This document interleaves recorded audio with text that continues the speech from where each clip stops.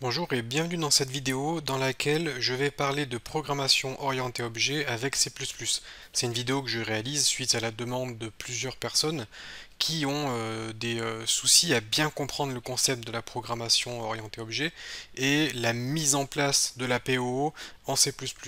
Donc je vais prendre un exemple assez simple à comprendre et on va travailler autour de cet exemple pour bien se représenter comment tout ça fonctionne.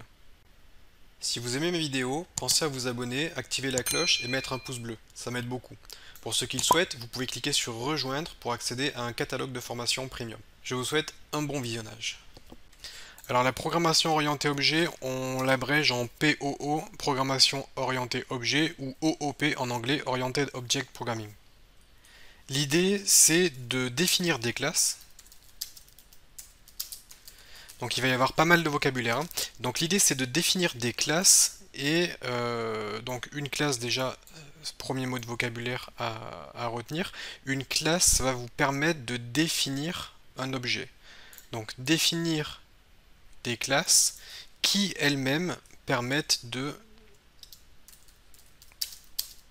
créer des objets. Un objet, c'est une instance de la classe. Et déjà, donc je vais récapituler tout ça pour perdre personne. La programmation objet, c'est définir des classes. Une classe permet de créer un objet et un objet, c'est une instance de classe. Donc en gros, la classe, ça va contenir des informations comme par exemple des attributs et des méthodes. Alors les attributs, on va prendre un exemple d'une télévision. On va prendre un exemple d'une télévision.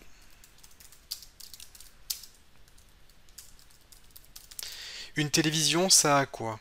Au niveau de ses attributs, ça peut avoir une couleur, une marque, le volume par exemple, le volume de la télévision. Ça peut avoir une chaîne. Quelle est la chaîne actuellement mise sur la télé? Donc voilà, ça, ce sont des exemples d'attributs. Ce qu'on appelle un attribut, ce sont les caractéristiques de votre objet. Et on a également les méthodes. Alors les méthodes, c'est l'autre mot pour appeler ça, c'est une fonction. Les méthodes, ça va permettre, par exemple, de modifier les caractéristiques, modifier les attributs. En anglais, on va dire setColor. On peut dire getColor. Donc set, c'est pour définir, get, c'est pour récupérer.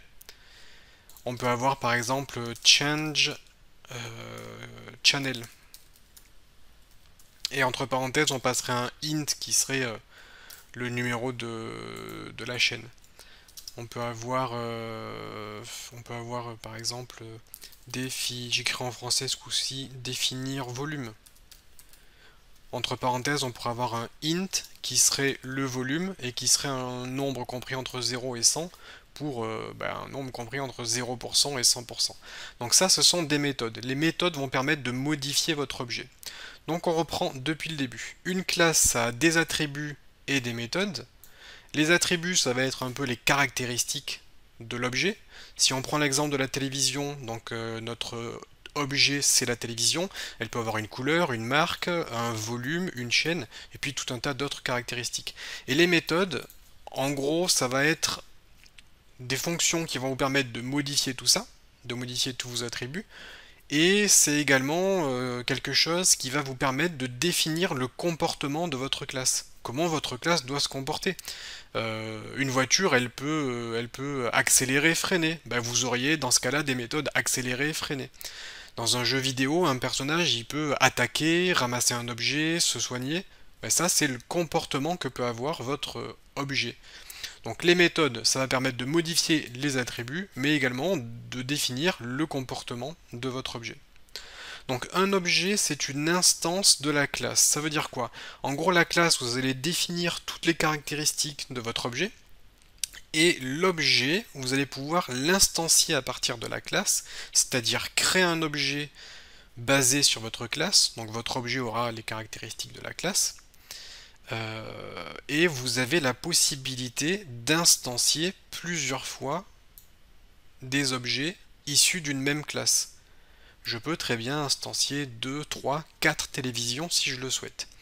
Des objets peuvent être identiques, avoir la même marque, la même couleur, le même volume, mais au niveau de l'ordinateur, au niveau de la mémoire de l'ordinateur, des objets sont stockés dans des emplacements différents de la mémoire.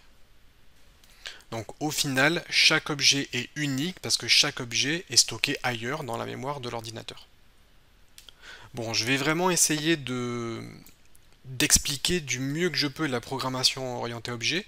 Et pour cela, je vais me répéter 50 fois s'il le faut, mais au moins le concept sera bien compris par tout le monde. Donc je vais encore une fois répéter ce que je viens de dire, mais cette fois-ci, je vais faire des schémas, en tout cas si j'arrive à vous proposer quelque chose d'assez représentatif.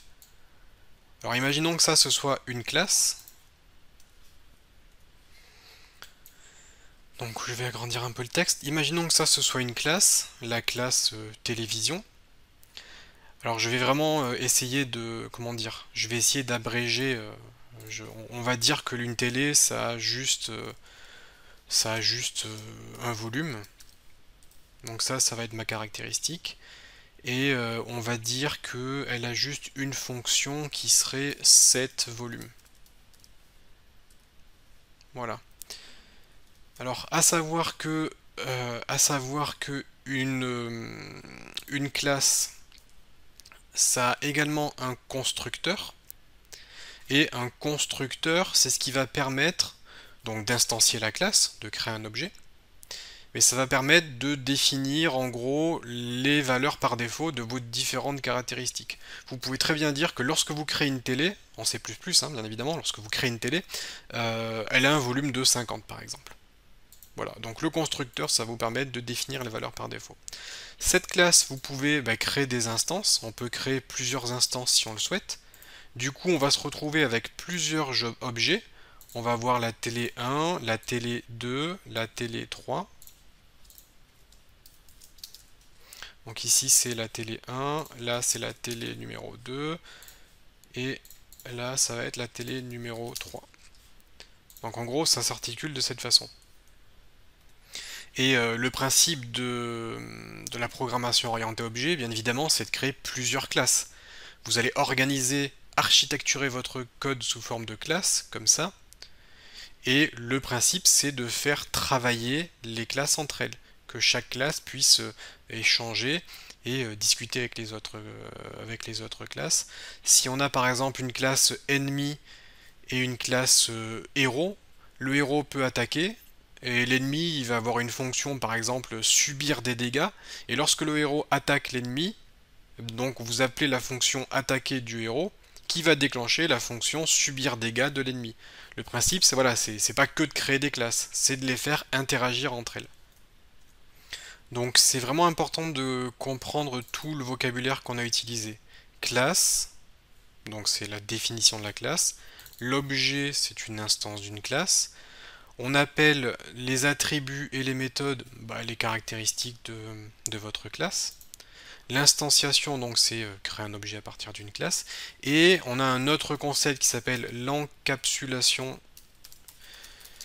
L'encapsulation qui est en gros le mot qui désigne le fait qu'une classe contient des caractéristiques et des méthodes. De façon générale, les caractéristiques sont privées, donc private en anglais. Ça veut dire que vous ne pouvez pas les voir. En gros, imaginez que la classe ici, elle est... comment dire? Imaginez qu'elle est encapsulée, hein, c'est le terme en fait. Elle est encapsulée, et donc ça veut dire que, en fait, vous ne voyez pas tout ce qui se passe à l'intérieur. Il y a plein de choses qui sont masquées. C'est pas masqué pour les cacher, c'est tout simplement les masquer parce que c'est pas censé vous intéresser. Une classe, elle est faite pour fonctionner elle-même, elle est faite pour fonctionner telle qu'elle. Et puis tout le code qui se trouve là-dedans, ça marche, ça a des fonctionnalités. Donc on encapsule, on masque les champs qui ne sont pas nécessaires de connaître. En revanche, on va avoir des méthodes publiques. En anglais, le mot-clé c'est public. Et les méthodes publiques sont évidemment donc publiques et donc visibles. Et pourquoi est-ce que le volume ici est masqué? Eh bien parce que vous n'avez pas le droit de le modifier directement. Si vous donnez la possibilité à l'utilisateur de modifier directement le volume, il peut marquer n'importe quoi, il peut faire n'importe quoi. Donc le volume est privé, et la fonction setVolume, qui elle est chargée de modifier la valeur de volume, elle est publique. Et du coup, le développeur va pouvoir appeler cette fonction qui, elle, va se charger de modifier le volume. Et si cette fonction, vous en faites n'importe quoi et que vous lui passez un petit peu n'importe quoi en paramètres, eh bien, elle est suffisamment intelligente pour savoir que ce que vous faites, c'est pas bien, et du coup, elle ne va pas modifier le volume. Donc ça, c'est le principe de l'encapsulation. Vous ne voyez pas tout ce qu'il y a dans une classe, et puis vous avez accès simplement à tout ce qui est public, de façon à utiliser la classe comme elle doit être utilisée. Bon, reprenons l'exemple de notre télévision et on va s'amuser à créer une classe télévision. Alors en C++, on a le fichier .h, alors qui s'appellera par exemple télévision.h, et ce fichier .h, c'est le fichier d'entête. Il va contenir les différentes définitions, les différents prototypes de votre classe. Alors en C++, le prototype, ça va être la liste des méthodes, ce qui va nous permettre de, lorsqu'on va compiler le programme, ça va permettre au compilateur de savoir que telle ou telle méthode existe, et du coup, dans votre programme principal, quand vous allez appeler ces méthodes, vous n'aurez pas d'erreur de la part du compilateur, parce qu'il saura que ces méthodes existent grâce, par exemple, à votre fichier d'entête. Donc on va créer une classe télévision, et en C++, on utilise le mot-clé classe, ici, classe, et je mets télévision. On ouvre les accolades, on referme les accolades, et on ajoute le petit point virgule à la fin. Alors je vais juste faire view, syntaxe, C++, voilà, au moins on aura quelques mots-clés colorés.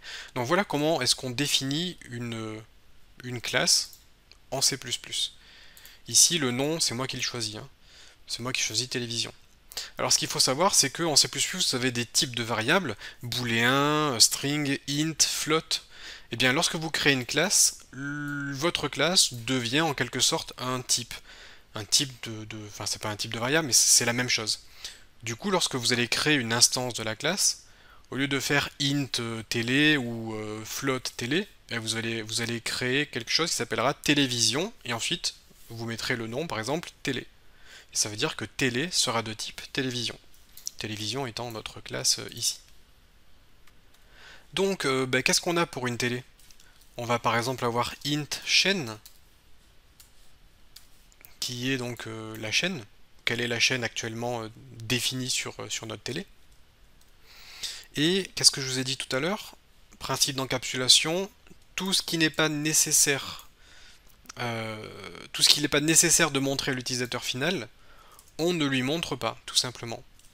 Donc on peut par exemple écrire private, deux points, et puis là tout ce qui sera en dessous du private sera privé, donc pas accessible. On va voir par exemple un booléen est allumé. Est-ce que la télé est allumée? Oui, non. On va avoir par exemple string marque qui sera la marque de la télé. On va avoir int volume qui bien évidemment correspond au volume de la télé, et disons que ça suffira. Voilà, c'est vraiment un tutoriel, c'est juste pour l'exemple, je vais me contenter de ces 4 caractéristiques. Bon, voilà, ça c'est mes données privées. Je vais maintenant créer quelque chose de public, parce que j'ai besoin de pouvoir accéder quand même à toutes ces informations-là. Donc on peut par exemple créer une fonction void, c'est-à-dire qui ne renvoie rien, allumé. Donc ça va permettre d'allumer la télé. Bon, si on a ça, on peut créer la fonction éteindre, qui permettra qu'est-ce que j'ai fait? Éteindre. Voilà, qui permettra d'éteindre la télé. Donc en gros, ça va passer ce booléen à true, et ça va passer ce booléen à false. On peut avoir une fonction, par exemple, setVolume, qui elle prendra un int qui sera le volume souhaité. Donc quand on appellera setVolume et qu'on passera 10, ça voudra dire qu'on voudra modifier le volume et le mettre à 10%. On pourra avoir par exemple changer de chaîne, et là pareil ça prendra un int qui sera la chaîne souhaitée. Donc voilà, ça c'est un exemple. On a quelques méthodes ici, publiques, qui permettent de pouvoir modifier tout ça. Et bon là en général on fait des getters et des setters. Les getters pour récupérer et les setters pour définir. Si on veut faire un getter sur le volume, il faudrait faire un truc du style void get volume qui tout simplement qui se chargera de nous retourner le volume. Donc en gros ça peut permettre de récupérer l'information ici qui est stockée là parce que j'y ai pas accès comme ça en privé. Je peux faire un getter si j'ai besoin de connaître cette information là. Vous pouvez faire un getter pour la chaîne, est-ce que c'est allumé? Voilà, vous pouvez faire des getters un petit peu partout. Bon, on peut mettre des commentaires, hein. Ça c'est les attributs. Ça c'est les méthodes. Et on a évidemment besoin d'un constructeur. Le constructeur, c'est ce qui va nous permettre de pouvoir instancier notre classe télévision. Et donc le constructeur en C++ a toujours le nom de la classe. Si la classe s'appelle télévision, le constructeur s'appelle télévision.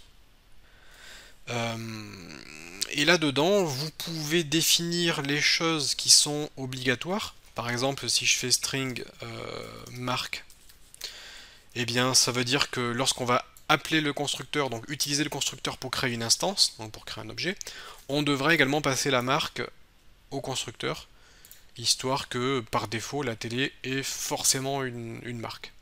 Donc voilà, j'ai créé mon constructeur qui va permettre de construire cette télévision. Bon, ben c'est tout pour le fichier d'entête, hein. Je vais rester sur quelque chose de très simple, on a juste défini les différentes caractéristiques. Maintenant, comment est-ce qu'on fait pour implémenter les fonctions en C++? Parce qu'il faut bien les implémenter ces fonctions, là c'est juste les prototypes, ça sert à rien tel quel. Je vais faire CTRL-N pour créer un nouvel onglet, je vais faire View, syntaxe C++, comme ça on aura la coloration. Et on va commencer par inclure notre fichier d'entête. Donc là, imaginez qu'on est dans le fichier télévision.cpp. Donc imaginez qu'on est là-dedans, et tout à l'heure on était dans le fichier télévision.h, qui est le fichier d'entête. La première chose à faire lorsqu'on est dans le fichier C++, c'est un dièse include de votre fichier .h, ce qui va en gros récupérer tout ça et le mettre ici, ce qui nous permet d'avoir accès donc à tout ce qu'il y a dans le fichier header, et donc on connaît l'ensemble des fonctions. Et maintenant on va pouvoir définir ces fonctions. Je vais commencer par définir le constructeur. Donc ce que je veux, c'est accéder à ma classe télévision. Donc j'écris télévision. 2 points, 2 points, ce qui me permet d'accéder à une méthode.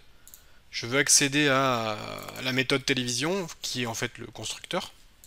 Donc en gros, je fais classe 2 points méthode. Donc en gros, ça fait télévision, télévision, parce que notre constructeur a le nom de la classe. Ensuite, entre parenthèses, on a dit quoi? On a dit qu'on doit passer la marque. Bon, ben alors on va faire string marque, ce qui nous permet de passer la marque en paramètres. Et ensuite, je mets les accolades pour pouvoir définir le contenu de mon constructeur ici. Je vais dire this flèche marque est égal à marque. Donc this, ça fait référence à cette instance de notre classe. Donc ça correspond à la classe qu'on est en train de créer. Flèche permet d'accéder à quelque chose contenu dans notre classe. Et marque, c'est la chose à laquelle on souhaite accéder. Le constructeur permet de définir des valeurs par défaut. Si vous regardez, donc this correspond à notre classe, flèche marque correspond à notre propriété ici. Alors j'ai dit qu'on n'avait pas le droit d'accéder à tout ce qui est privé. Alors attention, je vais juste rectifier ce que j'ai dit pour que ce soit bien clair. La classe elle-même, donc la classe télévision, a le droit d'accéder à ses propriétés privées. La classe a le droit d'accéder à ce qui est privé, mais ce qui est défini dans elle-même. Si je crée une autre classe, par exemple meuble télé, qui est carrément une autre classe, si cette autre classe contient des données privées, ma classe télévision n'a aucun droit de regard, aucun accès à tout ce qui est privé dans une autre classe. Seule la classe actuelle peut accéder à ses propres propriétés privées. Toutes les autres classes n'y ont pas accès. Donc toutes les autres classes qui souhaiteraient interagir avec télévision devraient le faire en utilisant uniquement ce qui est public. Donc this correspond à la télé, flèche marque permet d'accéder à marque, et on dit que ça c'est égal à marque. Alors attention, vous verrez tout le temps ça sur le net ou dans les tutoriels, on a l'impression qu'on dit que marque est égal à marque. D'un côté c'est vrai, mais en même temps c'est faux. This flèche marque, ça correspond à ça, est égal à marque. Ici marque correspond aux paramètres que l'on passe dans notre fonction. Donc je dis que cette valeur-là est égale à notre paramètre. Bon, ben on peut définir d'autres choses, hein. On peut définir d'autres choses par défaut. Moi, si je veux que la télé soit éteinte lorsqu'on la reçoit, eh bien je peux dire que est allumé. Donc this flèche est allumée est égal à false. Par défaut, c'est égal à false. Lorsque vous créez une télé, par défaut, elle est éteinte. Bon voilà, voilà pour mon constructeur. Je vais juste laisser ça quelque chose de très simple, mais on passe des données par défaut. Et pour le coup, seule la marque peut être définie par l'utilisateur au moment de l'instanciation, puisque c'est le seul paramètre qu'on a passé ici entre parenthèses. Bon, ben on doit implémenter toutes les fonctions. Là, toutes les fonctions sont ici. On va commencer par allumer. Donc void allumé, ici je vais la définir. Void allumé, parenthèse, parenthèse, accolade, accolade. Et ça va juste dire que this flèche est allumée est égal à true, donc est égal à vrai. On a void allumé, on va avoir éteindre. Hop, je définis éteindre, qui est la fonction qui permet d'éteindre la télé. Petite pause, c'est le moi du futur qui vous parle. En faisant le montage de la vidéo, j'ai évidemment vu que j'ai fait une petite boulette. Ici, vous voyez que j'écris télévision, télévision, pour dire que je veux décrire cette fonction qui est le constructeur de télévision. Donc ça, c'est exactement comme ça qu'il faut faire. Le sert à indiquer que c'est une classe, que c'est un membre de la classe. Et en dessous, j'ai évidemment oublié de mettre le télévision . Vous devez absolument spécifier télévision lorsque vous implémentez les fonctions de votre classe. Donc dans cet exemple, ça donnerait void télévision allumé, void télévision éteindre. Donc on met le deux points devant chaque méthode pour indiquer que ce sont les membres de la classe que nous sommes en train d'implémenter. Alors évidemment, dans la suite de la classe que vous allez implémenter tout de suite en reprenant la vidéo, il faudra faire la même chose, mettre télévision devant chaque méthode que vous allez implémenter. C'est tout pour ce petit aparté, je vous laisse reprendre la vidéo. Ensuite, on va implémenter set volume. Donc void set volume, this flèche volume est égal à vol. Donc ça, c'est la fonction qui permet de définir le volume. Je vous laisse implémenter le reste, mettez en pause la vidéo et implémentez-le parce que vous devriez comprendre un petit peu le principe maintenant. Je vous donne la correction immédiatement. Changer de chaîne, et donc ça va faire this chaîne est égal à C, puisque notre paramètre c'est C. Et get volume, bon ben là pour le coup, on peut faire, alors pour le coup je me suis trompé, get volume ça renvoie le volume, qui est un int, donc notre fonction ne renvoie pas void, mais ça renvoie un int. Donc getVolume retourne un int et ça fait un return de this flèche volume. Donc voilà, on a implémenté nos différentes méthodes.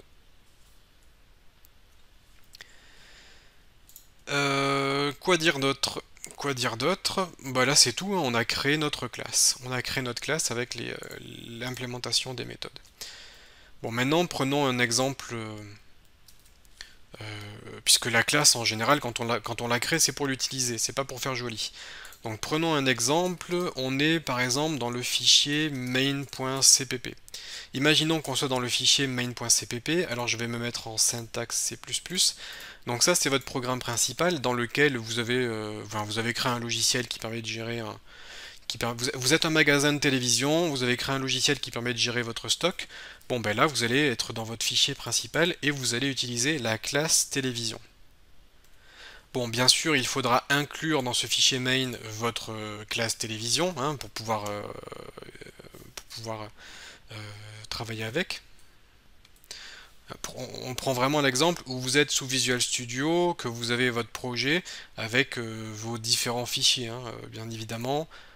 La classe télévision est dans le même projet que le fichier main. On veut créer maintenant une télé. Comment est-ce qu'on fait? Eh bien, on va juste écrire télévision. En gros, quand on crée une variable, on fait int toto, c'est ma variable toto. On peut dire float tutu, c'est ma variable tutu. Bon, ben pour créer une télévision, c'est pareil. Au lieu de mettre int ou float, je mets directement télévision, qui est le type de ma classe, enfin qui est le nom de ma classe, qui du coup est un type. Et du coup, ma télé, si je veux l'appeler TV1, ben je l'appelle TV1. Et là, je fais point virgule et ça crée l'objet. Sauf que notre classe, si on regarde son constructeur, elle attend le paramètre marque. Bon, bah alors je vais y passer la marque. Je vais passer entre parenthèses Samsung par exemple. Et là, j'ai créé ma télé numéro 1 qui est de marque Samsung. Voilà comment créer un objet, donc une instance de la classe. C'est aussi simple que ça. Et maintenant, votre objet, vous y avez accès. Partout dans votre programme, vous y avez accès. On peut faire TV1 pour accéder à l'objet TV1, point pour pouvoir appeler une fonction, et puis je sais pas qu'est-ce qu'on peut faire, on va regarder. Hein. On peut faire allumer par exemple, on va allumer la télé. Voilà, on peut faire, qu'est-ce qu'on a d'autre? TV1.set volume, voilà, on va modifier le volume, on va mettre 80%, et puis voilà comment vous pouvez accéder à comment vous pouvez créer une instance de votre classe et comment vous pouvez utiliser les différentes méthodes sur votre instance. Alors une particularité de C++, c'est qu'évidemment on peut également utiliser les pointeurs. On peut utiliser les pointeurs qui vont nous permettre d'avoir accès pas directement à un objet, mais plutôt à un emplacement mémoire dans lequel on aurait un objet par exemple. Donc si je veux créer une télévision TV2 mais qui est un pointeur, je fais petite étoile TV2. Donc ça c'est un pointeur vers cet objet-là. Alors lorsqu'on utilise un pointeur c'est légèrement différent, on va dire que c'est égal à new, on va utiliser le mot-clé new pour créer une nouvelle instance de télévision qui sera une Philips ce coup-ci. Donc voilà comment créer une instance de classe d'une façon différente. Là vous avez la façon classique, là vous avez la façon avec les pointeurs. Je précise ces deux façons différentes, puisque dans mon cours sur la SFML, donc la création de jeux avec la SFML, lorsqu'on utilise la SFML, on est emmené à utiliser de temps en temps des pointeurs. On est emmené d'utiliser de temps en temps cette notation-là ou cette notation-là. Donc je vais vous montrer les deux façons de procéder. Comme ça, vous ne serez pas perturbé si jamais vous rencontrez ce type de notation. Donc voilà la notation pointeur. Alors maintenant, si je veux définir le volume pour la télé numéro 2, comment est-ce que je peux faire? C'est un pointeur, donc on n'écrit pas comme ça. On fait TV2, et là on va utiliser flèche. Pour les pointeurs, on utilise la flèche pour dire que l'on souhaite appeler cette fonction-là pour cet objet-là. Donc retenez bien ça, en C++ on peut appeler les fonctions avec un petit point ou avec la petite flèche. Encore une fois, je vous donne les deux notations, comme ça vous ne serez pas perturbé, et en fonction de ce que vous rencontrerez dans les différents programmes sur lesquels vous serez amené à travailler, vous saurez qu'il y a ces deux possibilités. Donc voilà pour l'utilisation d'une classe et pour ce qu'est la programmation orientée objet. On va faire encore une fois un petit récapitulatif. La programmation objet consiste à définir des classes qui permettent donc de créer des objets, ce qui s'appelle donc l'instanciation. Un objet, c'est une instance d'une classe. Une classe a des attributs et des méthodes, ça représente les caractéristiques, le fonctionnement de votre objet. Si on prend l'exemple de la télévision, une télévision, ça peut avoir ce type de caractéristiques et ce type de comportement. Et évidemment, c'est un exemple, vous pouvez faire tout ce que vous voulez, hein. Une télé, ça peut avoir plein d'autres caractéristiques. Le principe de l'encapsulation, c'est ne rendre accessible à l'utilisateur que ce qui est nécessaire, tout le reste c'est masqué, puisque la classe elle est censée bien fonctionner elle-même. Et du coup on utilise private et public pour définir ce qui est public, ce qui est privé. Pour créer votre classe, vous allez déjà commencer par le fichier .h qui contient donc notamment vos prototypes et puis les zones privées publiques. N'oubliez pas le constructeur. Vous avez la possibilité de créer un constructeur sans rien du tout, hein, si c'est votre souhait. Et lorsque vous avez terminé le fichier .h, vous pouvez passer au fichier CPP. Là-dedans, vous pensez à inclure votre fichier d'entête. Vous définissez le constructeur qui va se charger d'indiquer les valeurs par défaut de l'objet lorsqu'il est instancié. Au moment où on crée une télévision, eh bien la télévision aura ces informations-là. Vous pouvez implémenter toutes les méthodes, donc tous les comportements, ce que doit faire chaque méthode. Les getters ont un type de retour, donc ça ne sera pas void, mais ça sera, dans le cas du volume, int. Et ensuite, dans votre programme principal, pour créer un objet, c'est le nom de la classe, le nom de l'objet, entre parenthèses l'information attendue par le constructeur, et ensuite vous pouvez accéder aux différentes fonctions. Dans le cas des pointeurs, la notation est à peu près, enfin c'est pas non plus très différent, mais la notation est comme ceci. Comme je vous l'ai dit dans le cours sur la SFML que je propose, vous verrez ces différents types de notation. Donc voilà à quoi vous attendre. Bon, j'espère que cette vidéo vous aura bien éclairé sur ce qu'est la programmation orientée objet, comment ça fonctionne, comment la mettre en pratique, comment ça s'écrit tout simplement en C++. C'était vraiment une vidéo destinée aux débutants qui ont du mal à comprendre le concept, qui malgré tout est simple, hein. Une fois que vous avez compris et que vous avez assimilé toutes ces notions-là, c'est quelque chose qui est simple. C'est une façon d'architecturer votre programme qui permet donc de séparer votre code dans différentes classes. Grosso modo, chaque classe va avoir un comportement bien précis, bien défini. Dans un jeu vidéo, on va avoir la classe qui va gérer les inputs par exemple. Et elle sera juste là pour gérer les inputs, c'est-à-dire les entrées clavier souris. Vous aurez une classe personnage qui ne gérera que le personnage. Et la classe personnage pourra communiquer avec la classe input pour savoir sur quoi est-ce que le joueur appuie. Est-ce que c'est sur la flèche du haut, flèche du bas? Et en fonction de ça, eh bien vous allez faire marcher votre personnage vers l'avant ou vers l'arrière. C'est vraiment une façon d'organiser votre code, de mettre en place l'architecture, qui permet de rendre votre code plus facilement maintenable, plus facilement évolutif. Donc au final, voilà, c'est que des bonnes choses, c'est bénéfique pour avoir un code robuste et bien organisé. Jamais il ne faut tout écrire dans un fichier main par exemple. Donc j'espère que ce cours rapide sur l'APO vous aura éclairé, que ça a été suffisamment simple à comprendre.